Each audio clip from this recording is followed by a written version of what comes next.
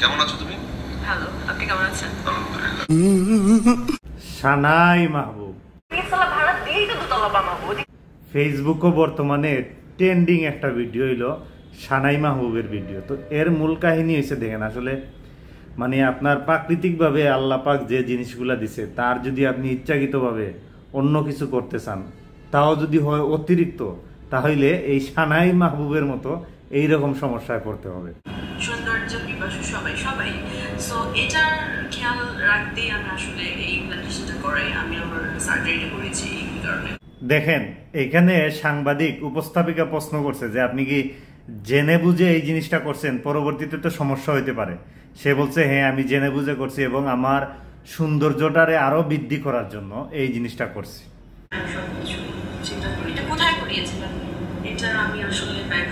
তো তার এই অবস্থা দেখে মানুষ নানা ধরনের মন্তব্য করতেছে। কেউ বলতেছে দেওয়ানবাগি, কেউ আবার বলতেছে ভাই গর্ভবতী নাকি। যারা জানে না অনেক ডাউট ফিল করতেছে। তো আসলে জিনিসগুলো তা না, মূল জিনিস হইল যে সে প্লাস্টিক সার্জারি করছে। হাই, কেমন আছো তুমি? ভালো, আপনি কেমন আছেন? তো সানাই মাহবুবের মূল বিষয়টা হইলো সে নিজে অনেক আগে জানেন যে ওই যে আগে ওর ভিডিও একটা ভাইরাল হয়েছিল যে নিচতলা ভাড়া দিয়ে উপরতলা মানে দুতলা করছে। এই ভিডিওগুলো ভাইরাল ছিল শাহরিয়ার নাজিমের এই ইন্টারভিউতে, তারপরে আরো বিভিন্ন ধরনের টপিক, এই যে বেস্ট সে বড় করছে সার্জারি, প্লাস্টিক সার্জারি কইরা।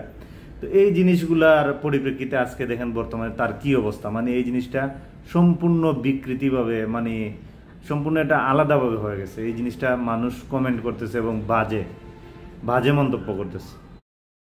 তো সানাই মাহবুব দেখেন এখন কোর্টে স্বামীর সাথে বনিবনার নাই, স্বামীর সাথে সারাসারি হয়ে গেছে, কোর্টে এখন দৌড়াদৌড়ি করতেছে। সে আর স্বাভাবিকভাবে নাই, তার এই জিনিসগুলো অনেক বড় হয়ে গেছে। তো এটা আসলে এইখান থেকে আমার এই ভিডিও আমি রোস্টিং করতে চাই না।